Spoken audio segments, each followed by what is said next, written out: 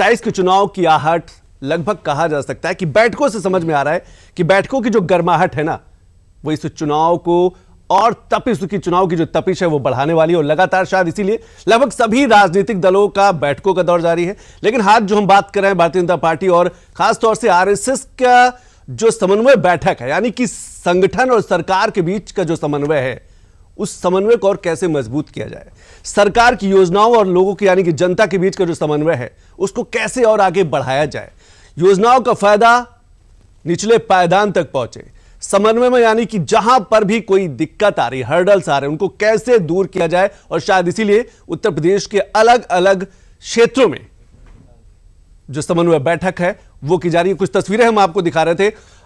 उत्तर प्रदेश के कानपुर से एक बड़ी बैठक हुई। कानपुर में एक समन्वय बैठक हुई जिसमें मुख्यमंत्री योगी आदित्यनाथ शामिल हुए, भाजपा के जो प्रदेश अध्यक्ष हैं पंकज चौधरी शामिल हुए, संघ से कई बड़े पदाधिकारी शामिल हुए। और मकसद यही रहा है कि जो समन्वय है वो चाहे सरकार और संगठन के बीच का हो, चाहे योजनाएं और जनता के बीच का हो, या सरकार और लॉ एंड ऑर्डर की हम जब बात करते हैं, जो भी दिक्कतें हैं, जो भी समस्याएं हैं, उनको कैसे दूर किया जा सकता है, सरकार की जो योजनाएं हैं वो कैसे और अच्छे तरीके से उत्तर प्रदेश के लोगों तक पहुंच सकती है, गांव-गांव तक पहुंच सकती है, हर एक क्षेत्र, हर एक रीजन का पूरा जो विकास डेवलपमेंट की बात करते हैं उसको कैसे और बेहतर किया जा सकता है। क्योंकि उत्तर प्रदेश $1 ट्रिलियन की बड़ी इकोनॉमी के साथ आगे बढ़ रहा है, बड़ी उम्मीदें हैं, बड़ा बजट भी इस बार पेश हुआ था, तो इसीलिए शायद जो 25 करोड़ की आबादी है ना, उसकी उम्मीदें भी ज्यादा है और शायद इसलिए सरकार पर एक बड़ा दबाव भी है उन उम्मीदों को पूरा करने के लिए। और शायद इसीलिए इन समन्वय बैठकों में यही कुछ बड़े मुद्दे होते हैं।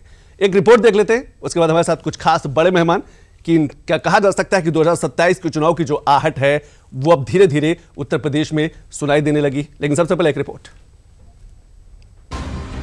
चुनावों की आहट और उसमें बैठकों की गर्माहट से प्रदेश का सियासी तापमान बढ़ने लगा है। 2027 के लिए आज कानपुर में राष्ट्रीय स्वयंसेवक संघ के विचार परिवार की समन्वय की बड़ी बैठक हुई। इस बैठक में मुख्यमंत्री योगी आदित्यनाथ भी शामिल रहे। आज समन्वय बैठक के ये 3 बड़े चेहरे शामिल रहे। पंकज चौधरी भाजपा अध्यक्ष उत्तर प्रदेश, संगठन मंत्री धर्मपाल सिंह और उत्तर प्रदेश के मुख्यमंत्री योगी आदित्यनाथ।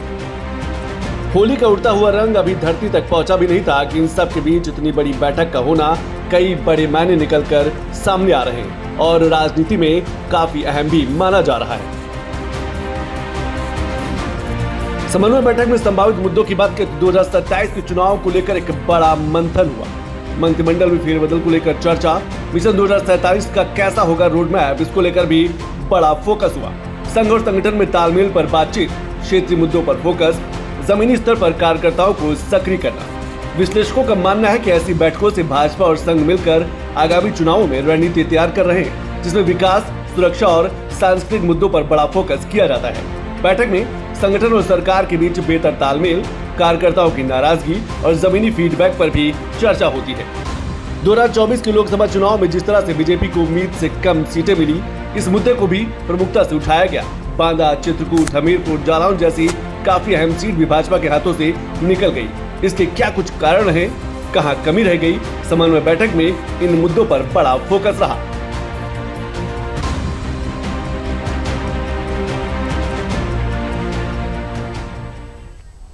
तो ऐसी बैठकों में उन सीटों पर भी नजर रहती है जहां पर कहा जा सकता है बेहद कम मार्जिन से जो पार्टियां हैं वो हार जाती। खासतौर से लोकसभा चुनाव 2024 की बात करें, जिस तरीके से बीजेपी ने जो उम्मीद की थी कि उत्तर प्रदेश में एक अच्छा प्रदर्शन होगा, लेकिन उस प्रदर्शन में काफी कमी नजर आई। उन ऐसे बड़े भी मुद्दे होते हैं। हमारे साथ 2 खास मेहमान जुड़ गए, उनका हम परिचय कराते हैं। हमारे साथ सौरभ मालवीय जी हैं, लखनऊ विश्वविद्यालय के प्रोफेसर हैं और पत्रकारिता विभाग के विभागाध्यक्ष हैं। सौरभ जी बहुत बहुत शुक्रिया समय निकालने के लिए। दूसरे खास मेहमान रुद्र प्रताप दुबे जी हैं, राजनीतिक विश्लेषक हैं। रुद्र जी बहुत बहुत शुक्रिया। लेकिन शुरुआत सौरभ जी आपसे करना चाहेंगे। जब हम समन्वय बैठकों को देखते हैं, खासतौर से कानपुर से शुरुआत हुई है, क्या बड़े मुद्दे, बहुत ज्यादा मुद्दे बाहर निकल के नहीं आते, लेकिन क्या कहा जा सकता है 2027 के चुनाव की जो आहट है वो इन बैठकों में परिलक्षित होती नजर आती है? देखिए, भारतीय जनता पार्टी देश की सबसे बड़ी पार्टी है और इसका अपना एक संविधान है, अपनी एक नीति है और अपना एक नेता है। ऐसे में चुनी हुई सरकार और योगी आदित्यनाथ उत्तर प्रदेश में दूसरी बार मुख्यमंत्री हैं, 27 सामने है और तीसरी बार मुख्यमंत्री बनने की तरफ आगे बढ़ रहे हैं। तो निश्चित तौर पर इसके मातृ संगठन यानी आरएसएस, राष्ट्रीय स्वयंसेवक संघ, जिसके साथ समन्वय बैठक हुई है और लगातार हो रही है, उसके 100 वर्ष पूरे हुए हैं। तो जो मातृ संगठन है यानी राष्ट्रीय स्वयंसेवक संघ, उसका राजनीति के क्षेत्र में भारतीय जनता पार्टी है, विद्यार्थियों के बीच में विद्यार्थी परिषद है, और सेवा के क्षेत्र में सेवा भारती है, शिक्षा के क्षेत्र में विद्या भारती है। इस तरह के तमाम संगठन है और सारे संगठन बहुत मजबूती के साथ है, समाज में बहुत उन लोगों का प्रभाव है, असर है। ऐसे में सारे संगठनों के प्रमुखों के साथ प्रांतीय स्तर पर, क्षेत्रीय स्तर पर उनके प्रतिनिधि, उनके संगठन मंत्री, उनके मंत्री, उनके सचिवों के साथ मुख्यमंत्री का सीधा संवाद करना निश्चित तौर पर भारतीय जनता पार्टी को लाभ पहुंचाएगा। क्या क्षेत्रीय मुद्दे भी उठते हैं, क्षेत्रीय समस्याएं, खासतौर से जब हम थाना, तहसील और विकास की योजनाओं की बात करते हैं, ऐसे मुद्दे भी मुख्यमंत्री के सामने या फिर संगठन के बड़े जो पदाधिकारियों के सामने उठते हैं? जब राजनीतिक दल के और प्रदेश के सबसे बड़े ताकतवर और स्थिति में मुख्यमंत्री स्वयं बात करते हैं प्रमुख लोगों से, तो स्वाभाविक है कि नीतिगत फैसले, स्थानीय फैसले और समस्याएं, इन सारी चीजों की तो बात होगी ही होगी। इसका लाभ संगठन को भी मिलता है, पार्टी को भी मिलता है। इसलिए मुझे लग रहा है कि ये जो बैठक है ये ग्रॉस रूट की बैठक है और हर प्रांत में, यानी क्षेत्र उत्तर प्रदेश, पूर्वी उत्तर प्रदेश क्षेत्र को देख लें तो केवल उत्तर प्रदेश के पूर्वी क्षेत्र में ही 4 प्रांत है, गोरक्ष प्रांत है, अवध प्रांत है, कानपुर प्रांत है और काशी प्रांत है, और पश्चिम में देख लें तो ब्रज और मेरठ है। यानी कुल मिला के 6 प्रांत हो जाते हैं, 4 और 2 6 हो जाते हैं। 6 प्रांत के प्रांत प्रचारकों के साथ, 6 प्रांत के सभी विविध संगठनों के प्रमुखों के साथ यदि बात करते हैं तो 2027 के रास्ते आसान हो जाते हैं। लेकिन सौरभ जी, समस्याएं भी बहुत है, चाहे हम यूजीसी की बात करें, एसआईआर जैसे बड़े मुद्दे की बात करें, पीडीए की बात करें या फिर कुछ और बड़े मुद्दे। मैं आऊंगा आपके पास, लेकिन रुच जी, 2027 के चुनाव की आहट हमें लगता है कि अब साफ साफ उत्तर प्रदेश में महसूस की जा सकती है। जिस तरीके से राजनीतिक दलों का बैठकों का दौर जारी हो गया है और इन बैठकों में बड़ा मुद्दा यही है कि 2027 के चुनाव कैसे, और जो पिछले 2024 में लोकसभा में जिस तरीके से बीजेपी को उम्मीद जितनी थी उतनी सीटें नहीं मिली, उस पर भी एक बड़ी चर्चा। निश्चित तौर पर संतोष जी, और ये बैठक सामान्य बैठकों में नहीं गिनी जाती। आप प्रधानमंत्री मोदी का जब विश्लेषण करेंगे संतोष जी तो पाएंगे कि वो राजनीतिक व्यक्तित्व के साथ ही एक गैर राजनीतिक व्यक्तित्व भी उनके अंदर समाहित है। चाहे वो मन की बात हो, चाहे वो परीक्षा पर चर्चा हो, चाहे वो पद्मश्री में ग्रास रूट के जुड़े हुए व्यक्तियों को सम्मानित होते हुए देखना हो। ये सारे मुद्दे तभी हो पाते हैं जब आपका गैर राजनीतिक व्यक्तियों के साथ संवाद निरंतर चलता रहता है। और ये समन्वय बैठक उसी संवाद की एक श्रेणी है। आप देखें कि आरएसएस चुनाव नहीं लड़ती, वो सांस्कृतिक संगठन है, वो सामाजिक संगठन है। तो एक सांस्कृतिक और सामाजिक संगठन जब राजनीतिक संगठन के साथ चर्चा करेगा तो निश्चित तौर पर वो उन विषयों को, उन बिंदुओं को लेकर आएगा जो राजनीतिक दल कहीं ना कहीं पर जिनसे उनकी दूरी हो गई है या जहां पर संवादहीनता की स्थिति बनती हुई दिख रही है।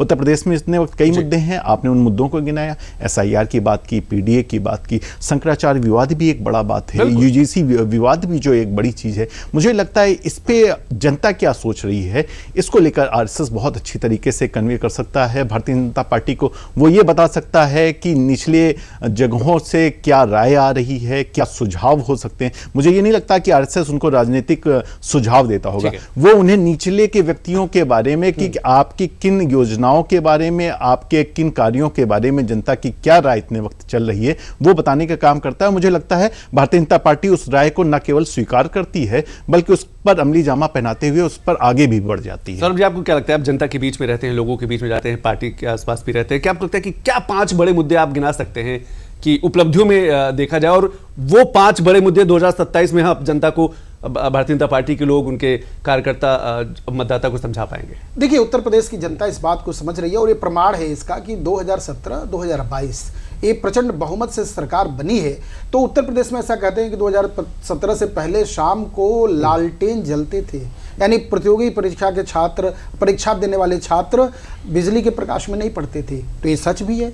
यहाँ की पुलिस प्रशासन भैंस ढूंढती थी, ये सच भी है। यहाँ के लोग माफियाओं के द्वारा आतंकित थे, घर मकान बनवाए और माफिया कब्जा कर लेते थे। आज उत्तर प्रदेश में ये जोर और दबाव के साथ और बल के साथ कह रहे हैं कि उत्तर प्रदेश में अपराधी नहीं रहेगा। वो अपराधी उत्तर प्रदेश में है तो या तो जेल में या तो उत्तर प्रदेश के बाहर। ये बात जो है जनता विश्वास कर रही है, भरोसा कर रही है। मुझे लगता है बहुत law and order Uttar Pradesh के लिए बहुत बड़ा एक मील का पत्थर साबित हुआ है। दूसरा जो सबसे महत्वपूर्ण है कि मुख्यमंत्री का संवाद, यानी मुख्यमंत्री का आम जन के पास पहुंचना और जो रोजगार के दरवाजे खोलने की, यानी हम ये लॉ एंड ऑर्डर के आधार पर छोटे यानी जिला प्रतिनिधि से लेके सौरभ जी, मैं आपको रोकना चाहूंगा, एक बड़ी खबर आ रही, कल आगरा में होगी ब्रज प्रांत की होने वाली समन्वय बैठकों का दौर जारी है।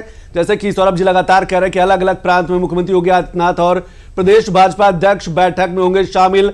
आज कानपुर में हुई थी बड़ी बैठक समन्वय की और कल जो है आगरा में बड़ी बैठक होगी 2027 विधानसभा चुनाव के मंथन को लेकर। लगातार प्रदेश भर में समन्वय बैठकों का दौर जारी है। सरकार और संगठन के बीच में जो समन्वय है उसको और कैसे बेहतर किया जा सकता है, जो तालमेल और कैसे बढ़ाया जा सकता है, शायद इसीलिए लगातार बैठकों का दौर जारी। रुद्र जी, छोटा सा कमेंट आपका। जी, निश्चित तौर पर जैसा कि मैंने बताया कि कानपुर से देखिए अब आगरा कल मुख्यमंत्री पहुंच रहे हैं। हाँ, निश्चित तौर पर देखिए हर प्रांत की अपनी समस्याएं हैं और जैसे कि आपने सौरभ जी से प्रश्न किया था कि क्षेत्रीय मुद्दे डिस्कस होने, बिल्कुल हो रहे हैं। इसीलिए प्रांत की मीटिंग आप चेंज होती जा रही है।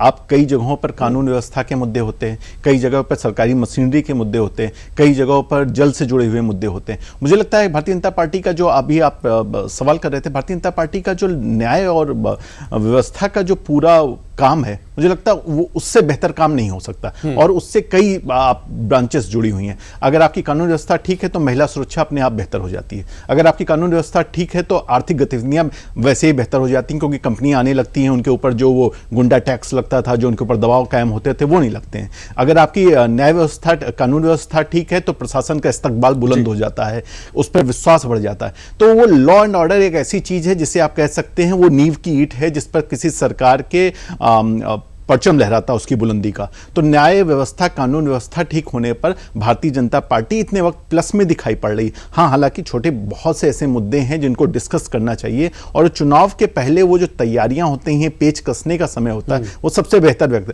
समय होता है। इतने वक्त ये भी विस्तार की, मंत्रिमंडल विस्तार की भी बात चल रही है, तमाम ऐसी चीजें चल रही हैं कि कहां पर कौन व्यक्ति जुड़े तो ज्यादा फायदा हो सकता है। कई जगहों पर भारतीय जनता पार्टी में अभी आप देखें जिला अध्यक्ष बदल दिए गए, क्षेत्रीय अध्यक्ष बदलने की बात चल रही है। आरएसएस का इसमें एक बड़ा हिस्सा रहता है। मुझे याद है कि मोहन भागवत जी से एक बार प्रश्न पूछा गया था कि आप भारतीय जनता पार्टी को संगठन मंत्री देते हैं, किसी और दल को क्यों नहीं देते? तो भागवत जी ने कहा था कोई और दल मुझसे मांगता ही नहीं, अगर मुझसे कोई और दल भी मांगे तो मैं दूंगा। तो भारतीय जनता पार्टी के संगठनात्मक हिस्से में आरएसएस का बड़ा दखल रहता है और शायद इसी वजह से वो आपको जो पार्टी आपको दिखाई पड़ती है क्षेत्रीय अध्यक्ष, जिला अध्यक्ष की, वो उसी श्रेणी से होकर आती है। आपने देखिए मंत्रिमंडल विस्तार का जिक्र किया, सौरभ जी से क्या समन्वय बैठक में ऐसी भी बातें होती हैं जैसे अब कानपुर में हुई, कल आगरा में होगी, तो और एक साल ही बचा है चुनाव में, क्या मंत्रिमंडल विस्तार जैसे कुछ बड़े फेरबदल? देखिए संतोष जी, भारतीय जनता पार्टी का अपना एक संविधान है, अपनी एक नीति है और अपना एक नेता है।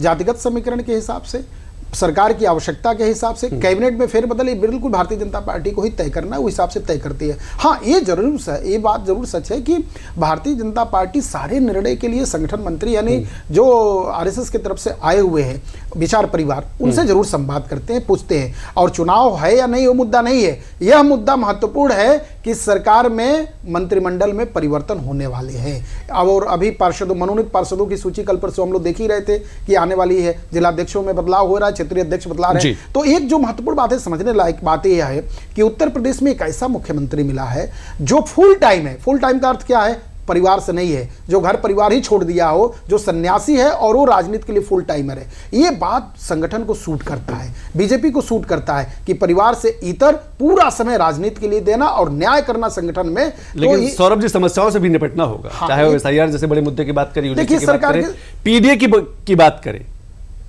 ऐसे मुद्दे भी हमें लगता है जनता के सामने पहुंचेंगे और विपक्षी बहुत जोर शोर से उठाएगा। देखिए, विपक्ष का होना लोकतंत्र की खूबसूरती है और लोकतंत्र में विपक्ष का हमेशा हम सब पैरोकार हैं, हम सब उसके पक्षधर हैं। जहां लोकतंत्र नहीं है वहां तो निरंकुश सरकार हो जाएगी। इसलिए लोकतंत्र होना में विपक्ष हो, लेकिन वो विपक्ष कैसा? वह विपक्ष स्वस्थ विपक्ष होना चाहिए, मजबूत विपक्ष हो और वो स्वस्थ हो, यानी वो परिवारवाद, जातिवाद, भ्रमवाद, जालवाद, जालसाजवाद, इस तरह का विपक्ष ना हो जो जनता को भ्रम में रखे, बल्कि विकास के साथ खड़ा होने वाला और न्याय की बात करने वाला, न्याय की मांग करने वाला विपक्ष होना चाहिए। बिल्कुल आपने सही कहा। लेकिन रुचि, हमें लगता है जिस तरीके से इस बार उत्तर प्रदेश का बजट पेश किया गया, सबसे बड़ा ऐतिहासिक बजट रहा है, तो हमें लगता है 25 करोड़ की जनता की उम्मीदें भी उतनी ही ज्यादा है। जब हम एक बड़े उत्तर प्रदेश की बात करते हैं, जब हम $1 ट्रिलियन वाले उत्तर प्रदेश की बात करते हैं, जब हम ग्रोथ इंजन कहते हैं कि ये जो है हिंदुस्तान का ग्रोथ इंजन की तरह उत्तर प्रदेश काम करता है, तो उम्मीदें भी ज्यादा है और सरकार पर दबाव भी ज्यादा है। बिल्कुल, जब आप डिफेंस कॉरिडोर की बात करते हैं, जब आप फिल्म सिटी की बात करते हैं, जब आप बड़े औद्योगिक निवेशों की बात करते हैं, जब आप गंगा के साफ होने की बातें करते हैं, जब आप लखनऊ के उन्नत होने की बातें करते हैं, तमाम ऐसी चीज़ें हो रही हैं। देखिए, भारतीय जनता पार्टी की सरकार में जहां पर आपको उत्तर प्रदेश में बदलाव दिखाई पड़ रहा, शिक्षा व्यवस्था से लेकर आपको प्रशासनिक व्यवस्था तक में एक बदलाव है जो साफ दिखाई पड़ रहा। कई उदाहरणों के द्वारा आपको ये साफ समझ में आ सकता है कि अब आप वो 5 साल पहले वाले उत्तर प्रदेश में नहीं हैं जहां पर चीजें दूसरी तरीके से चलती थी। अब ऐसा उत्तर प्रदेश है जहां पर अगर आपके पास कोई समस्या है तो उसका निवारण करने की क्षमता भी प्रदेश आपको मुहैया करा देता है 20 से 25 दिन के अंदर। ये माना जाने लगा। तो देखिए, बदलते उत्तर प्रदेश में आपके लिए ये आवश्यक है कि आप जनता के साथ संवाद करें। कई मौकों पर यह आ रहा था कि भारतीय जनता पार्टी की ये सरकार उस स्तर तक जनता तक नहीं पहुंच पा रही। संवाद के स्तर की मैं बात कर रहा हूं, मैं प्रशासनिक योजनाओं के अंत्योदय तक की बात नहीं कर रहा। संवाद के स्तर पे वो कहीं ना कहीं ऐसी कड़ी टूट रही थी कि जहां पे जुड़ाव नहीं हो पा रहा है, या विधायक नहीं पहुंच पा रहे हैं, या विधायक पहुंच ले रहे हैं तो वो महत्वपूर्ण मुद्दा उठाया जी, जो जनप्रतिनिधि हैं उनका पहुंचना ज्यादा जरूरी है। हाँ जी, या अगर वो पहुंचे जा रहे हैं तो उनकी चीजें ऊपर तक नहीं पहुंच पानी। तो वो जो संवाद की कड़ी को जोड़ना था, उस जोड़ने के लिए मुझे लग रहा है इस तरह की बैठकों का होना बहुत जरूरी है। इस तरह की बैठकें न केवल आपको सचेत करती हैं, बल्कि समस्या और समाधान दोनों सुझाती हैं। वो ये भी बताती हैं कि देखिए, आत्मविभोर या आत्ममुग्ध होने से बचना चाहिए। दूसरी बात, इन समस्याओं पर आपको ध्यान करना चाहिए। तीसरी बात, इस समस्या का ये समाधान हो सकता है, अगर आप सोचते हैं ये बेहतर है तो इस पर आगे बढ़ जाना चाहिए। इस पर कोई जोर या दबाव नहीं होता। जब भी आरएसएस की मीटिंग होती है भारतीय जनता पार्टी के साथ, तो वो सुझावात्मक ही दृष्टिकोण से होती है कि वो सुझाव देते हैं कि अगर आपको ये बेहतर लगे तो इसे कर सकते हैं, और भारतीय जनता पार्टी अगर उससे बेहतर पाती है तो आगे बढ़ जाती है। मुझे लगता है कि किसी भी राजनीतिक दल के लिए, संतोष जी, ये आवश्यक होता है। ये सिर्फ आरएसएस या भाजपा की बात नहीं है। कांग्रेस के पास भी कोई एक ऐसा दल होना चाहिए जो सांस्कृतिक और सामाजिक विचारधारा से जुड़ा हो। मंत्रमुग्ध नहीं हो जाना है। जी, निश्चित तौर पर आत्मविभोर नहीं हो जाएगी। सौरभ जी, क्या ऐसी जब समन्वय जैसी बड़ी बैठक होती है जहां पर मुख्यमंत्री भी मौजूद होते हैं, प्रदेश का उस पार्टी का अध्यक्ष भी होता है, संघ के पदाधिकारी भी होते हैं, ऐसे में जो विधायकों की दिक्कतें हैं, जो विधायक जनता तक नहीं पहुंच पाते, जो मंत्री शायद, तो क्या ऐसे भी मुद्दे उठते हैं? मंत्रियों की चाहे हम शिकायत की बात करें, विधायकों की, जनप्रतिनिधियों की शिकायतों की बात करें, ऐसे भी मुद्दे उठते हैं? देखिए संतोष जी, सरल भाषा में कहें तो समन्वय बैठक मतलब है आरएसएस संघ विचार परिवार का पारिवारिक बैठक। बिल्कुल पारिवारिक बैठक है, समन्वय नाम ही है इसका, समन्वय बैठक नहीं, पारिवारिक बैठक। ये अनौपचारिक बैठकें होती हैं और इसके भीतर सब औपचारिक बातें आ जाती हैं। सब औपचारिक बातें आती हैं, अनौपचारिक तरह से बैठ के औपचारिक बातों पर चर्चा होती, ये बड़ा महत्वपूर्ण है। यानी हम ऐसी चर्चा संघ के द्वारा एक कार्य पद्धति में आता है। ये निश्चित तौर पे बात सच है कि भारत की राजनीति में अन्य किसी भी राजनीतिक दल के पास इस तरह का विचार परिवार नहीं है, इस तरह का सामाजिक, सांस्कृतिक, संस्कार युक्त और आत्मीयतापूर्ण बात करने वाला नहीं है। वहां तो एक ही व्यक्ति मुखिया है जो कह दिया, वो निर्णय हो गया, फैसला हो गया। तो यहां पर तो सब बातें आती हैं, कमियां भी आती हैं, अच्छाइयां भी आती हैं और सुधारात्मक बातें भी आती हैं। तो जहां जहां जनप्रतिनिधि की, जहां जहां जो भी कमियां बताई जाती हैं, मुझे लगता है इन सारी चीजों की बहुत सघन और संवेदनशील चर्चा होती है और सुधारात्मक तो बहुत ज्यादा होती है। और एक महत्वपूर्ण बात इसमें मैं जोड़ना चाहता हूं, समन्वय बैठक में यदि 3 प्रमुख व्यक्ति हैं जो आप दिखा भी रहे हैं, जिनको बता रहे हैं, तो राजनीति के क्षेत्र में यानी सरकार में सबसे बड़ा चेहरा योगी आदित्यनाथ, मुख्यमंत्री जी। दूसरा सबसे बड़ा संगठन का चेहरा धर्मपाल जी, और पार्टी का चेहरा प्रदेश अध्यक्ष। ये तीनों जहां बैठे हों और पूरी पारदर्शिता के साथ बात हो, ये तो बहुत बड़ी बात है ना। वहां तो केवल और केवल आईना ही मिलेगा ना, वहां तो केवल दर्पण ही तो दिखाया जाएगा ना। ये बड़ी बात है। ये होना मुझे लगता है कि फिल्टर करके 27 को तैयार कर रहा है। सौरभ जी, मुझे लगता है कि सियासत में संवाद बेहद जरूरी है और 2014 के बाद से खासतौर से पीएम मोदी की बड़ी शैली रही है कम्युनिकेशन, लोगों से बात करना। रुद्र जी, हमें लगता है कि जो संवाद है, संवादहीनता जहां जहां पर आई है, वहीं पर दिक्कतें भी बढ़ी हैं, वहीं पर समस्याएं भी बढ़ी हैं और जनता और सरकार के बीच में दूरी भी आई है। निश्चित तौर पर आप कांग्रेस को छोड़ने वाले बड़े नेताओं के बयान को देख लीजिए। पिछले 1 दशक में जिसने भी कांग्रेस छोड़ी है, वो ये कहते हैं कि कांग्रेस का शीर्ष नेतृत्व उपलब्धि ही नहीं रहता। बातचीत के लिए उपलब्ध बातचीत के नहीं लिए है। उपलब्ध नहीं रहता। वो वहां पहुंचते हैं, वहां बातचीत ही नहीं हो पाती। तो जाहिर सी बात है, संवादहीनता एक बड़ी कारण है कि आप राजनीति को या तो ज्वाइन कर रहे हैं या छोड़ रहे हैं। इसमें ये संवाद और संवादहीनता बड़े कारण बन के सिद्ध होते हैं, ये तो बात ठीक है। दूसरी बात, प्रधानमंत्री मोदी के ट्विटर पर फॉलोअर की संख्या देख लीजिए, और खुद प्रधानमंत्री मोदी कितने लोगों को फॉलो करते हैं ये भी देख लीजिए। 2,500 से ऊपर लोगों को फॉलो करते हैं। तो जाहिर सी बात है, प्रधानमंत्री के मोदी के स्तर पर संवाद कितनी बेहतर स्थिति में काम कर रहा है आपको दिख जाएगा। आपको कई ऐसे मुख्यमंत्री दिखाई पड़ेंगे जो 11 से ज्यादा लोगों को ट्विटर पर फॉलो नहीं करते। तीसरी बात, मन की बात के लिए जिस तरह पोस्ट कार्ड पर सुझाव मांगे जाते हैं, परीक्षा की चर्चा पे जिस तरीके से बच्चों को, शिक्षकों को, अभिभावकों को शामिल किया जाता है, ये सब संवाद की ही तो कड़ी है जो आगे बढ़ाया जा रहा है। और यहां पर भी आप देखें, अगर सिर्फ भारतीय जनता पार्टी से संवाद करना होता तो धर्मपाल जी और पंकज चौधरी जी काफी हैं।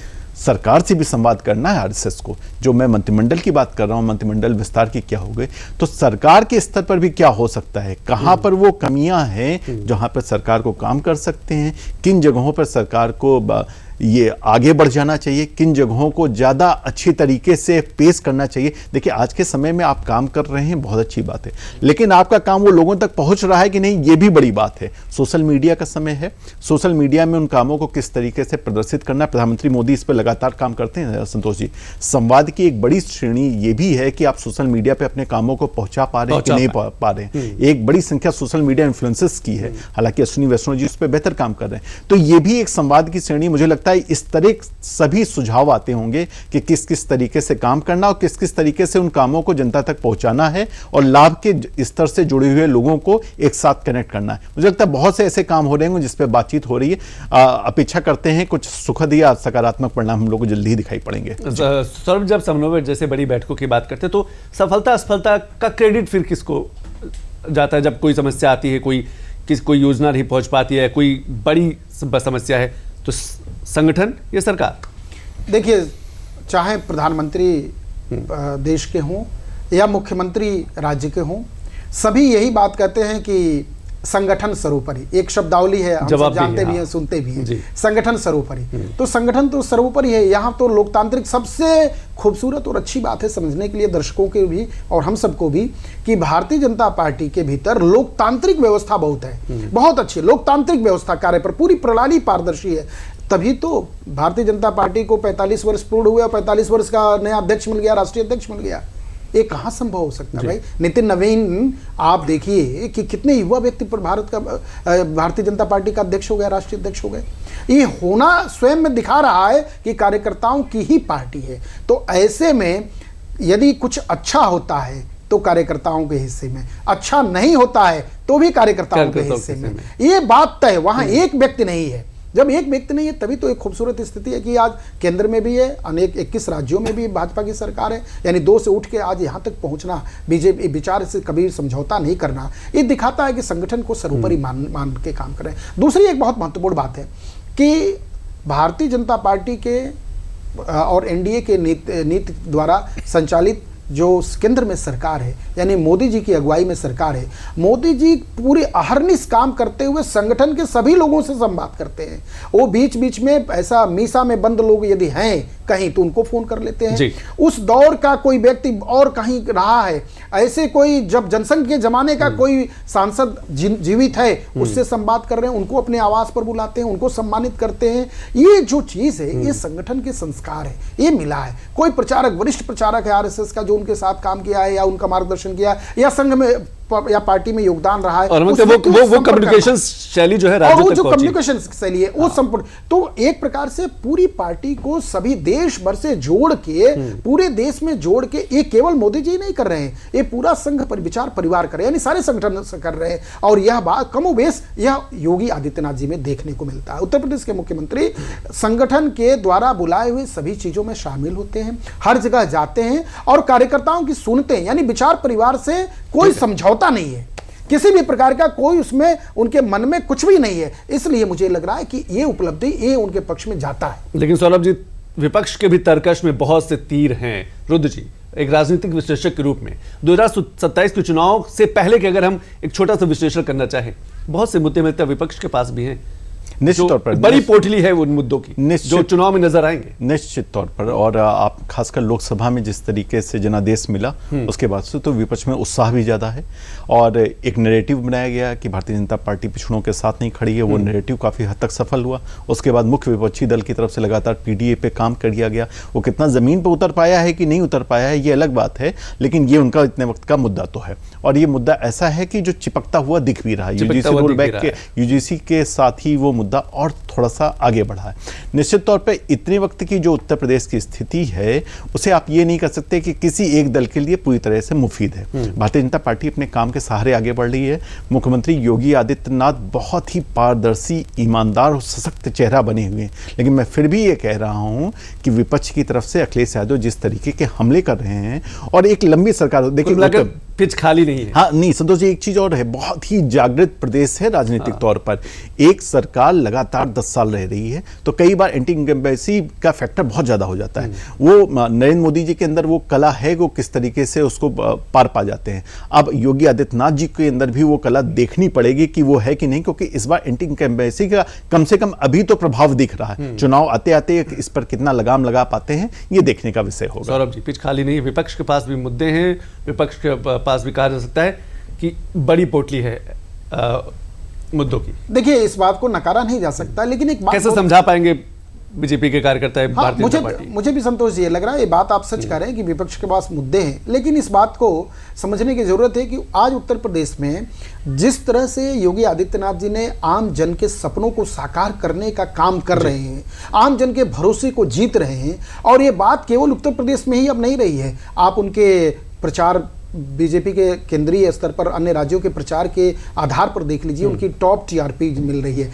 आपकी भाषा में, टेलीविजन की भाषा में वो टॉप टीआरपी गेन कर रहे हैं। एक बड़ा नाम हो गया है योगी आदित्यनाथ जी का। दूसरा जो सबसे महत्वपूर्ण है बात है कि विपक्ष के पास उसकी जो संगठनात्मक इकाई है वह चरमरा गई है, टूट गई है।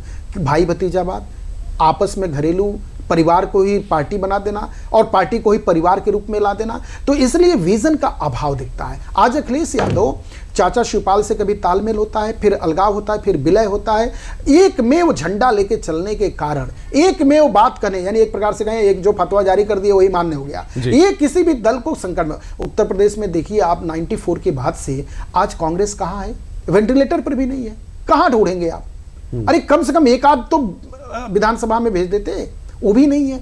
तो बड़ा संकट है। मैं मानता हूं कि उत्तर प्रदेश में अपने विकास के मुद्दों पर लगातार काम, तो इसी संकट के समाधान के लिए समन्वय बैठक है।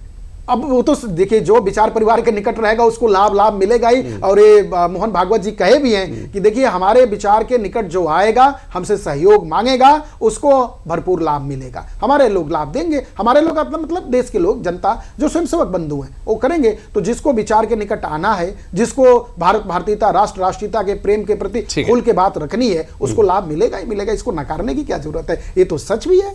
बिल्कुल। रुद्र जी, जब हम इन्वेस्टर समिट की बात करते हैं, बड़े निवेश की बात करते हैं, $1 ट्रिलियन की बात करते हैं, ग्रोथ इंजन की बात करते हैं, तो क्या आपको लगता है कि उत्तर प्रदेश की जो बदली हुई तस्वीर है, चाहे लॉ एंड ऑर्डर की बात करें या फिर टूरिज्म की बात करें, इसका एक असर, एक छोटी मोटी छाप दिख सकती है? संतोष जी, दो दृष्टिकोण है।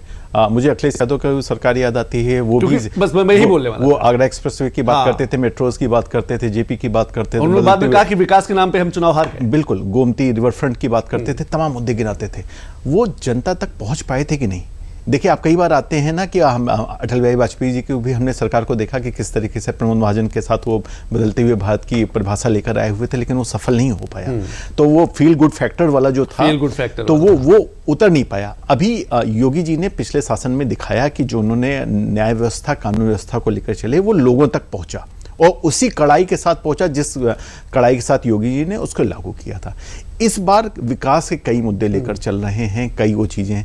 बड़ी बात यह है कि जनता से कनेक्ट कर पा रहे हैं कि नहीं।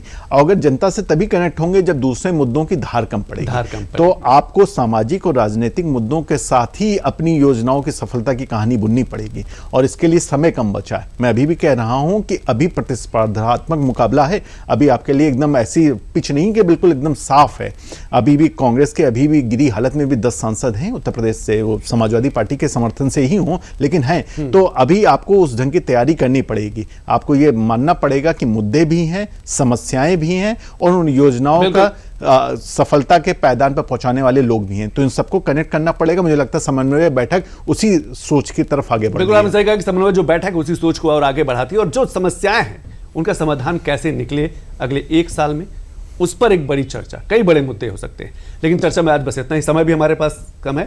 सौरभ जी बहुत बहुत शुक्रिया, रुचि जी बहुत बहुत शुक्रिया चर्चा में समय निकालने के लिए। तो आज हमने बात की कि समन्वय बैठकों का दौर जो है जारी है। आज कानपुर में हुई, कल मुख्यमंत्री योगी आदित्यनाथ और प्रदेश अध्यक्ष जो है आगरा पहुंचेंगे।